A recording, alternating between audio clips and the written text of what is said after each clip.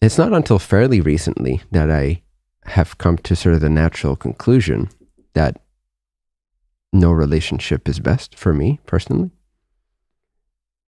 with no insistence upon that as a form or structure. It's just kind of a seeing, a clarity that has dawned throughout all those experiences is the illusory and destructive nature of the concept of relationship. So my claim at this stage is relationships don't exist.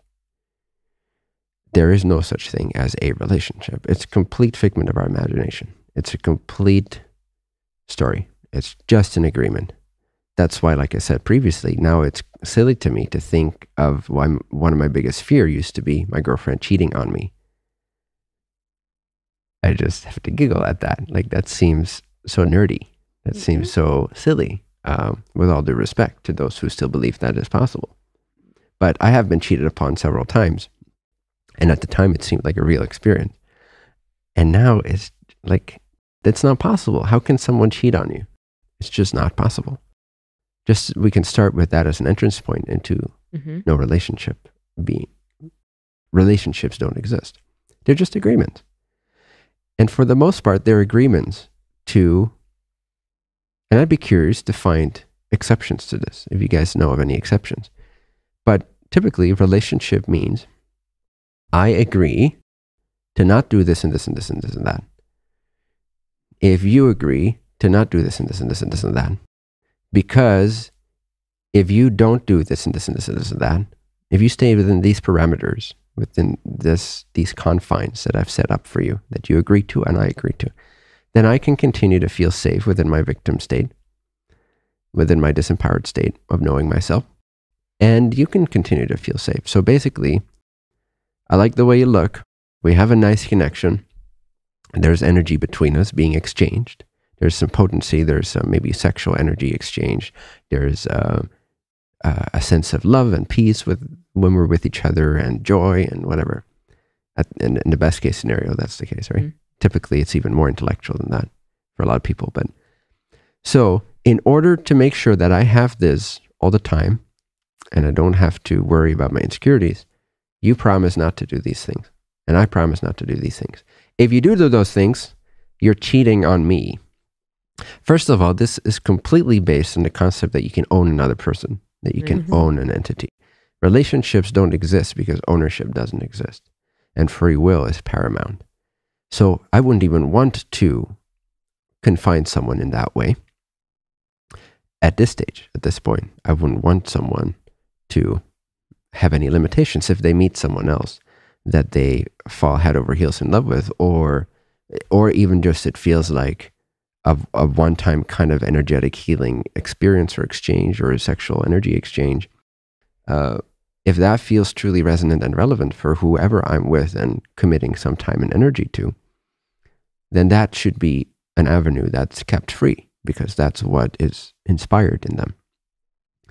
So someone cannot cheat on me unless I can own them, right? But I can't own them. I can agree to all kinds of things and shit and bullshit and nonsense and ideas, and they can agree to all kinds of ideas, all to sort of like call under the banner of love, justify that I'm using you to not have to look at my sense of fundamentally being afraid to die, to be left alone, and so forth. So my insecurities, you're going to be the cover-up. You're going to be my partner. We're going to be in a relationship. You're not going to do this and this and that. You're going to just love me. I'm going to love you. And in that exchange, I'm going to feel safe. And I won't have to look at my insecurities until maybe there comes a point where you have to leave, or you die, or you join the military and you have to go overseas for 2 years, or whatever it is. Then we'll deal with it then. But that's why we fear these things so much too. We fear our partner dying, and we fear our partner leaving, and we fear our partner cheating, because they are our cover-up. They are the rug underneath which we shove our insecurity. That's not love. I understand people do it because I've done it. I understand the intensity of that fear because it used to be my biggest fear. It doesn't make it loving. It has nothing to do with love. So relationship is it's the Satan to love. But we call it love. Satan wears many disguises, right? So, and the Antichrist of love is relationship.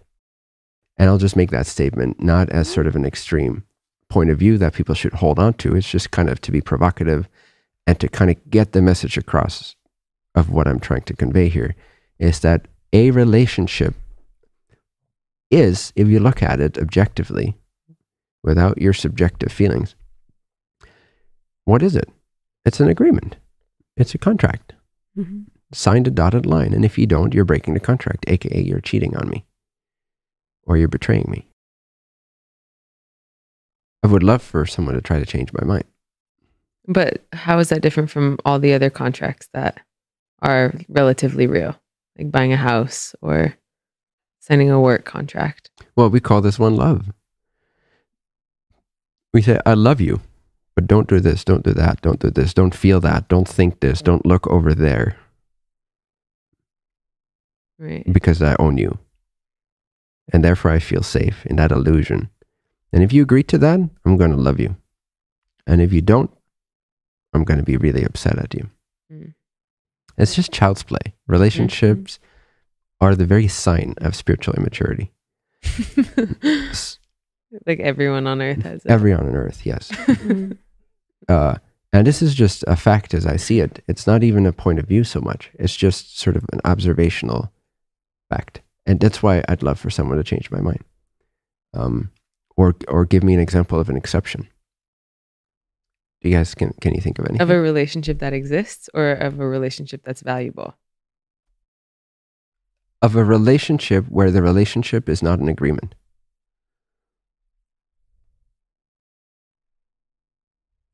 To, like, what about, more specifically, an agreement to cover up or not have to face some kind of fundamental insecurity or fear of life. So, but what about like friendships? Like, what about our friendship? Like, well, friendships don't restrict each other, do they? Typically, I mean, some do. And at which point it becomes more like a relationship, like an agreement. But we don't have an agreement as friends. Right. There's just love. And if you need to do something or want to do something, you go ahead. Same for me. I'm not restricting you. You're not restricting me in order to be friends, in order to share love and have a relevant exchange in the now present moment as it spontaneously, organically appears, as there is a need for some exchange, some communication, sharing time together, whatever it is. It just happens naturally, spontaneously, and there's love. There's innocence, there is joy, there is generosity, there's wanting the best for the other person, and there's just a laughter and a joy of being in each other's presence. Mm-hmm. That's pure, that's love.